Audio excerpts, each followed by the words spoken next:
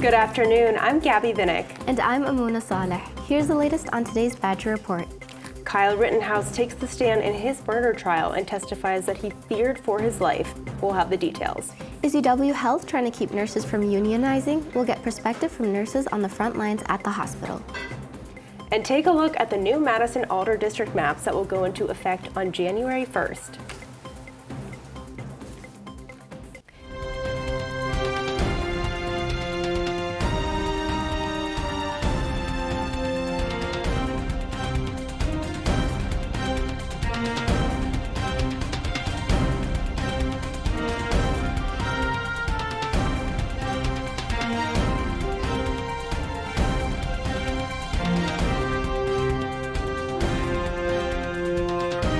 From Vilas Hall on the UW-Madison campus, this is the Badger Report. In Kenosha, the Kyle Rittenhouse trial is in its second week. Rittenhouse is facing multiple charges, including first-degree intentional homicide. The judge in this trial is examining a request by the defense for a mistrial following testimony from Rittenhouse this week. The Badger Report's Kim Leadholm has the story. That's right, Gaby and Amona. Kyle Rittenhouse is facing multiple charges after shooting 3 people at a Black Lives Matter protest in 2020. Rittenhouse is arguing self-defense against these charges. I spoke with attorney and partner at Pinesbach, Jordan Loeb, about the use of self-defense in this case. The interesting legal point in this one to me, and this is a very nuanced component of self-defense, is that you can't put yourself in a dangerous position and then say, I felt that I was in danger, therefore I was privileged to use self-defense. And I'm emphasizing the word privilege because self-defense is a type of privilege, and a privilege is a defense to a criminal act. Loeb also says the charges that are currently underway may not be the only charges the jury considers. The prosecution or defense could ask for the judge to consider lesser included crimes like lower-level homicide charges if they feel those are more likely to convict. Hey Kim, when is the trial expected to end? The verdict for the trial is anticipated to come out sometime early next week. COVID-19 booster shots have recently become available for many students and staff. Over 4,000 doses have been distributed so far. Around 200 booster appointments are available each day, says UHS Executive Director Jay Kaddock, who believes the campus has responded well to the availability of the vaccines. We have extraordinarily high vaccination rates. Even without a mandate, we were able to achieve some high levels of vaccination, and that's because people did what we needed them to do. They responded to the opportunity, they asked the questions, and they took advantage. And so because of that, we're reaping the rewards of a safer environment for everybody. Haddock says UHS does not have any concerns about the availability of the vaccines and expects the high interest in booster shots to continue in the coming months. Nurses at UW Healthcare are posting to Facebook, sharing stories using the hashtag Why Nurses Need a Union. That after being denied a request to speak directly to the UW Hospitals and Clinics Authority board meeting. The Badger Report's Kate Van Dyke explains. Since the removal of the union at UW Health in 2014, the nurses have seen significant staffing shortages and little say in their staff-to-patient ratios, only made worse by the pandemic. For me, that's when it started to become really upsetting because I like to be at the bedside. I like to devote my time, each shift to each family. I feel like I'm compromising myself and the integrity of my nursing. UW Health Communications declined the Badger Report's request for an interview, but sent a statement saying that the board agrees that there is opportunity for improvement in two-way communication, including shared governance for nurses. However, some nurses believe that shared governance will not be enough to stabilize their current situation. But the shared governance is such that they'll say, here's this horrible thing for you, or here's this thing that we've decided. You tell us how you want us to do it. I'm all for shared governance, but it can't be on such unequal terms. And I think having a union and a contract and all the rest of it really would put us on terms where we could have a real collaborative conversation. The board of directors say they welcome written submissions to help inform their actions and decisions. Some nurses want a more direct input. Everyone here could be a patient of one of us, including our own families, including the board's family. I don't think they realize how hard it is to be a nurse at UW, and I would like them to come and find out. For the Badger Report, I'm Catherine Van Dyke. On Tuesday, a fight outside of East Madison High School turned into a full-scale melee, sending 4 students to the hospital.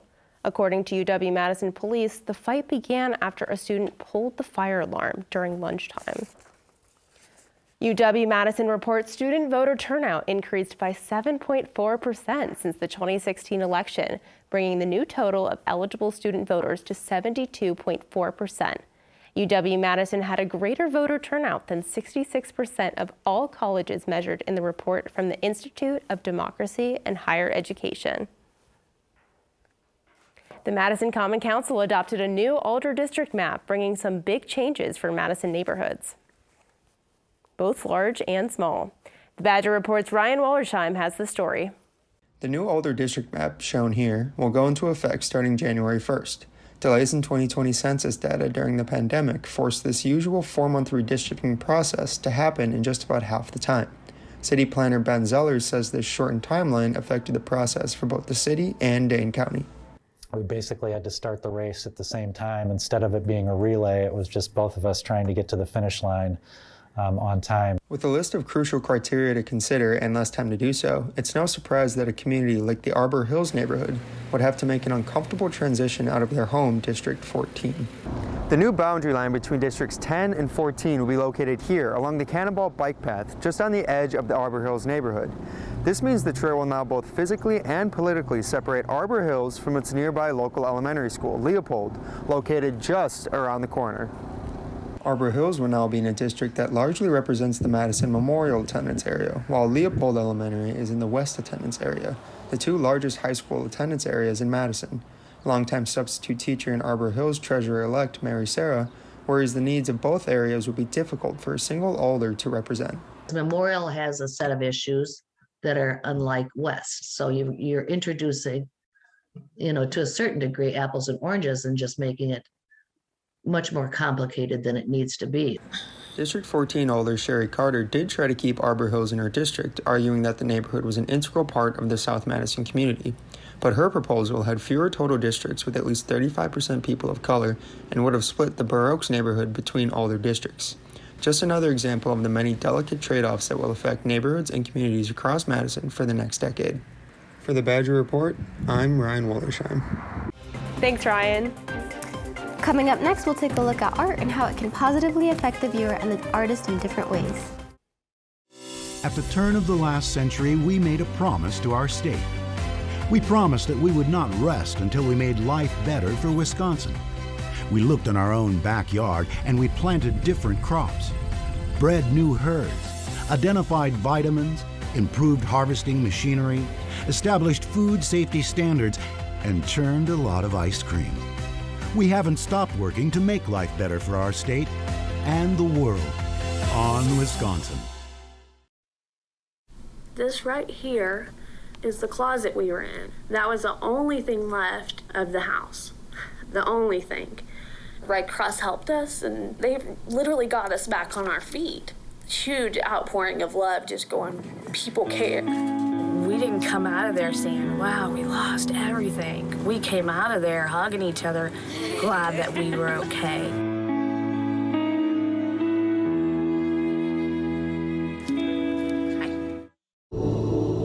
Progress is an endless challenge. Here at the University of Wisconsin, we're a community of innovators in constant motion. We think on our feet, connect with each other, and hit our stride, pushing past limits. Progress is an endless challenge, but it is only those up to the challenge who change the game.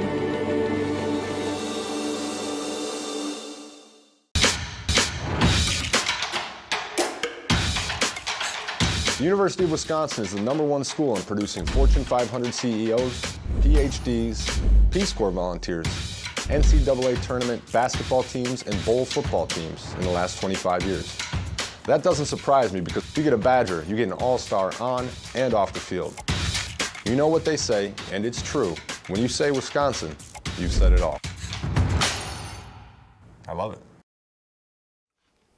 When does knitting turn into art? The Badger Report's Ben Kenny takes us to an installment in the UW Arts Loft that uses sweaters to relay powerful messages.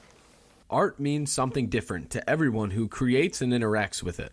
Over the last year for KT Simmons-Uven, it has been both therapeutic and expressive. Simmons-Uven started to use knitting as a way to process in January of this year.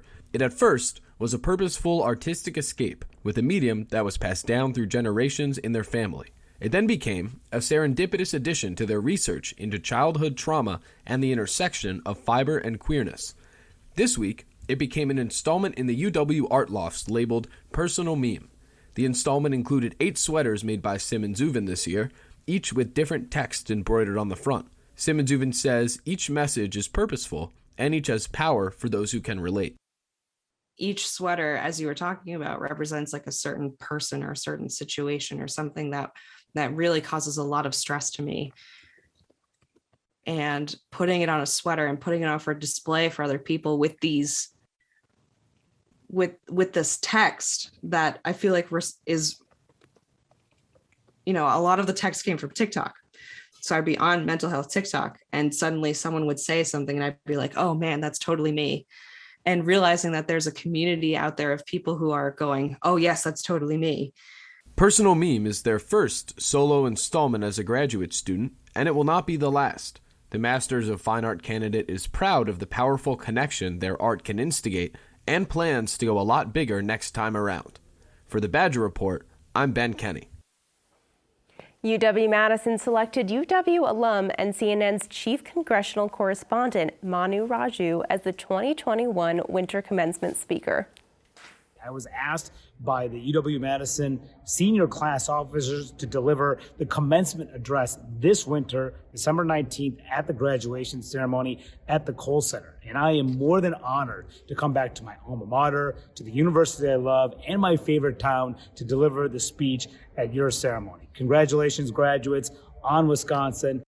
Dane County's Food Access Coordinator, Chrissy Ramakrishnan, explains how the pandemic has affected the use of Wisconsin's food share program and how it has been helping out Wisconsin families.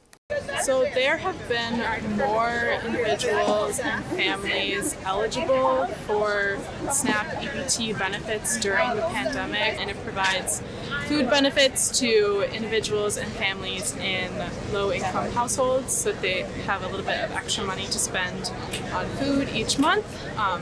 And Farmers Market participates in that by allowing individuals to use their benefits at vendors, at food here at the market.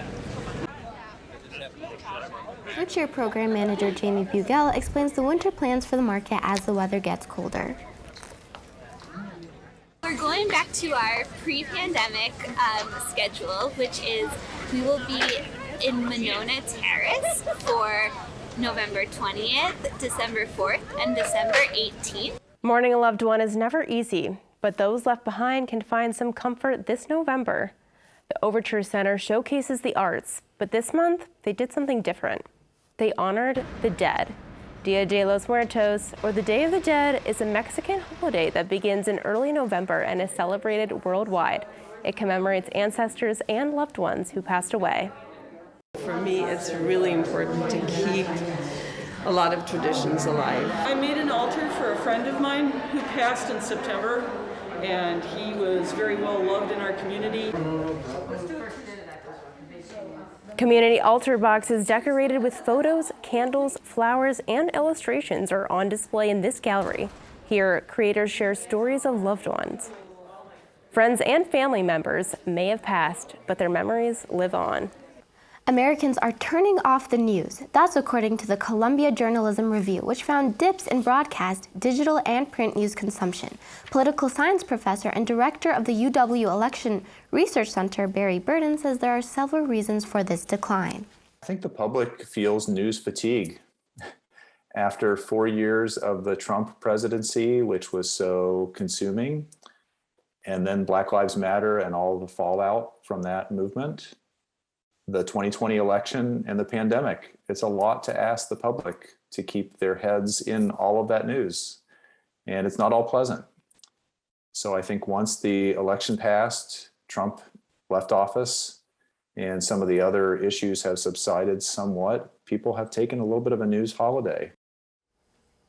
Last Friday, the U.S. House of Representatives voted in a 228 to 226 decision to pass $1 trillion, according to the White House. The bill aims to provide funding for public transit, railways, roads, bridges, clean drinking water, high-speed internet, and more. President Joe Biden is expected to sign the bill into law on Monday.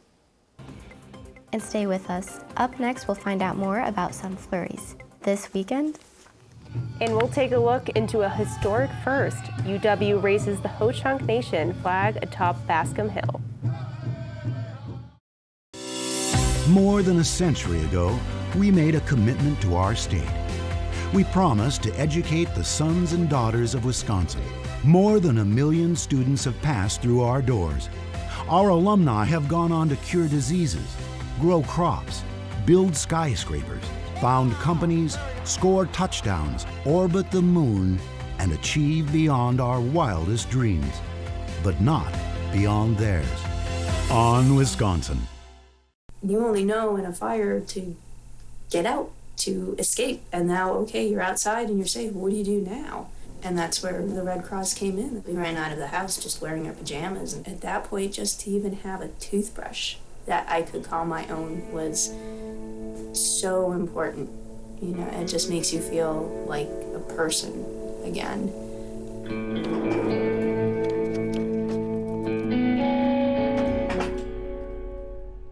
It's Big Ten football. Camp Randall Stadium. If you think back to 1990, There's a fumble and it's recovered. Wisconsin was not the Wisconsin it is today. Madison has offered the position of Barry Alvarez. When you take over a losing program, you have to change the culture. Talking about momentum shifting. You can't do it with mirrors, you can't do it with tricks. This is a family, that's how you win. It's been a great ride. I hope you've enjoyed it as much as I have.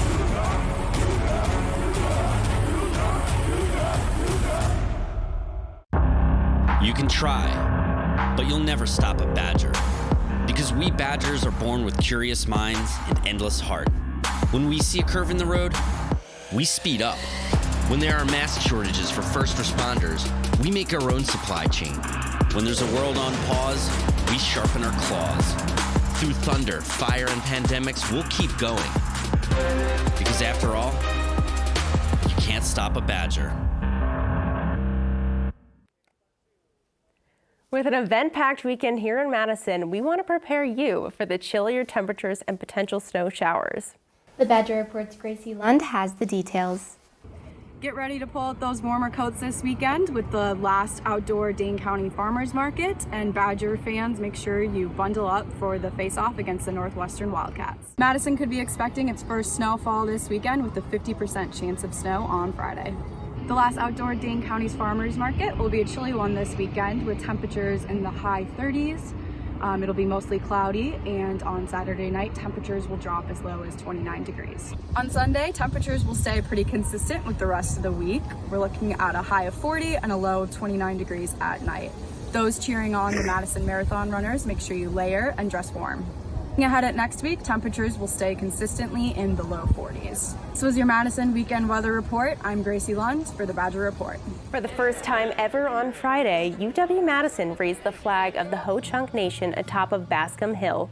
Hundreds gathered to witness this historic event, which is a part of the university's ongoing commitment to educate the campus about the First Nations history and Ho-Chunk culture. Well, it was a lovely day. It certainly was, but now we're going to get hit with some snow. Coming up next, Badger Report's Kelsey Dan recaps the men's hockey border battle. In 1905, we made a promise. We promised that our work at Wisconsin would make life better for our state. Our research has developed crops, restored lakes, cured diseases, uncovered history, peered into space, and saved lives. More than a century later, we've not only kept our promise to Wisconsin, we've extended it to the world. On Wisconsin. I thought Red Cross does Katrina. They don't help single moms. Hi. What happened to our house last year about your birthday? It flooded and the water flooded out. Yeah. The Red Cross arranged the hotel for us. They gave me that break, that leverage to be able to get it together and take care of them, you know? I feel like we've come full circle. Like that. And how I'll do it. There you go. At the turn of the last century, we made a promise to our state. We promised that we would not rest until we made life better for Wisconsin. We looked in our own backyard and we planted different crops, bred new herds, identified vitamins, improved harvesting machinery, established food safety standards, and churned a lot of ice cream. We haven't stopped working to make life better for our state and the world on Wisconsin. You can try, but you'll never stop a Badger. Because we Badgers are born with curious minds and endless heart. When we see a curve in the road, we speed up. When there are mask shortages for first responders, we make our own supply chain. When there's a world on pause, we sharpen our claws. Through thunder, fire, and pandemics, we'll keep going. Because after all, you can't stop a Badger. Well, sports has had quite the week between Aaron Rodgers missing the Packer game and the Badger football team winning their 5th straight. I'll say, let's hear the full rundown from Kelsey in sports. Just days before the much-anticipated matchup between Rodgers and Mahomes, news broke that Aaron Rodgers tested positive for COVID-19 and would not be able to play in last Sunday's game. This meant Jordan Love would be QB1 in his first ever NFL start. Unfortunately, Love's debut ended in a 7-13 loss for the Packers. Love and the offense were able to get in field goal range twice in the first half, but to the team's dismay, veteran kicker Mason Crosby would miss the first and get blocked the second. Love threw a 20-yard touchdown pass to Allen Lazard late in the fourth, but the efforts would be too little too late. The Packers look to host the Seahawks this Sunday, and we'll find out tomorrow whether Rodgers is deemed eligible to return. Wisconsin football is on a roll, winning its 5th straight game and becoming bowl eligible for the 20th straight year. The Badgers are on the road against Rutgers last Saturday and put on their most dominant performance this season, defeating the Scarlet Knights 52-3. Quarterback Graham Mertz threw 3 touchdown passes, and the run game matched that, taking the ball into the end zone 3 times as well. The number 1 ranked defense in the country also showed up on Saturday, tallying 3 interceptions, including a pick 6 from cornerback Caesar Williams. The Badgers are back in Camp Randall tomorrow against Northwestern, continuing on their journey to a Big Ten West title. What started as a homemade prop for a Halloween costume is now a turnover hat for the Badger defense and the newest merchandise available at Barstool Sports. Wisconsin safety Colin Wilder pioneered the Grit Factory motto, coining this team's mentality and physicality is gritty. This motto morphed into a hat for his Grit Factory worker costume and a turnover prop during the Iowa game. It wasn't long before the Grit Factory hat grabbed the attention of Barstool Sports. Wilder signed an NIL deal last week with Barstool, where he earns 80% of profits made off the official Grit Factory hat. The world champion Milwaukee Bucks took a business trip to the White House on Monday in recognition of their 2021 title. Giannis Antetokounmpo spoke during the ceremony on behalf of the team. The Badger men's hockey team hosted number 5 Minnesota last weekend in an unforgettable border battle. This series kicked off Friday night, where Wisconsin's Brock Caulfield would call game in a thrilling 4-3 win. Trailing by 2 in the second period, the Badgers would score back-to-back goals from Corson Kuhlmans and Jack Gorniak to tie the game. Minnesota took the lead off an unfortunate Wisconsin own goal late in the second, but the game would become tied again thanks to Caulfield's first goal of the night. The atmosphere in the Kohl Center was unmatched thanks to a rowdy Badger crowd. I don't know. I'm at a loss for words, but it's pretty awesome. So it was fun. The energy in the building, the crease creatures in the student section. Can't say enough about how sensational that is to be on a bench and be part of a building that has that much energy created by them. The Badgers would go on Saturday and split the series, losing 4-1. Wisconsin is headed to Notre Dame this weekend to take on the Fighting Irish. That's your sports update for the week. For the Badger Report, I'm Kelsey Tehan. Thanks, Kelsey. Coming up next, the Badger Report's Jerome Burnett takes us behind the scenes at Edgewood's unique and innovative production.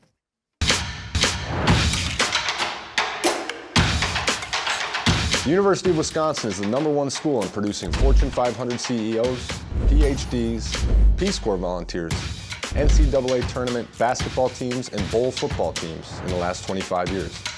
That doesn't surprise me, because if you get a Badger, you get an all-star on and off the field. You know what they say, and it's true. When you say Wisconsin, you've said it all. I love it. I thought I'd start the video by showing you the apartment building where the fire was. When things like this happen, I think you find a new perspective on life. Red Cross put us in a hotel, so we were able to stay together. We're strong, and if we overcame that, or if we can overcome that, we can overcome anything. So.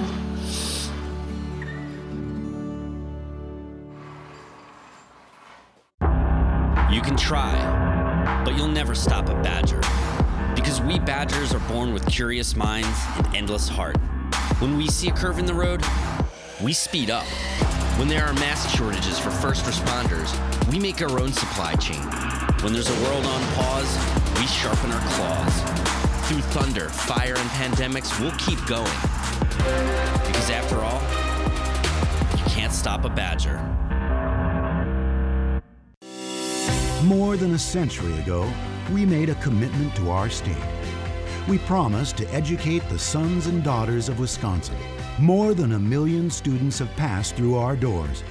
Our alumni have gone on to cure diseases, grow crops, build skyscrapers, found companies, score touchdowns, orbit the moon, and achieve beyond our wildest dreams, but not beyond theirs.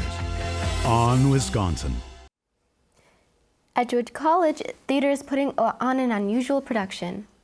It combines the unique elements of theater, radio, and film. The Badger Report's Jerome Barnett gives us a front row seat. No, you're not. You said you wanted to go to the police force. That's just where you're going. Vintage Hitchcock, a live radio play, is a combination of shortened versions of some of Alfred Hitchcock's published movies. These are actual death masks of some of England's most notorious killers. In the style of a radio show set in the 1940s. I've worked on a bunch of shows here, but we've never had live Foley art. So this is a really new experience for me, and I definitely wanted to be a part of it. I'm a big fan of Alfred Hitchcock's work. I really like the suspense that keeps you hanging on throughout the entire work that you're watching. What drew me to this play was that it had flexibility to deal with all the conditions that we have in our world right now. This show is one that we could do live in front of an audience, or we could do it as a radio play. This is a modem that I'm not familiar with, so just learning more about the craft in itself is expanding my knowledge on what it already is. I think it just opens a bunch of new doors for me. I've always been in the booth. I've never really been on stage doing this kind of thing. So I think it shows me that there's a lot more I can do with just some coconut shells and a matchstick and some sandpaper. I think it enforces something that I already believed, which is that the boundaries between the different art forms are soft and fluid. The first show will be tonight at Edgewood College at 7:30 p.m. Thank you for watching this week's edition of The Badger Report. We'll see you again next week on November 18th for our next show. Have a great day.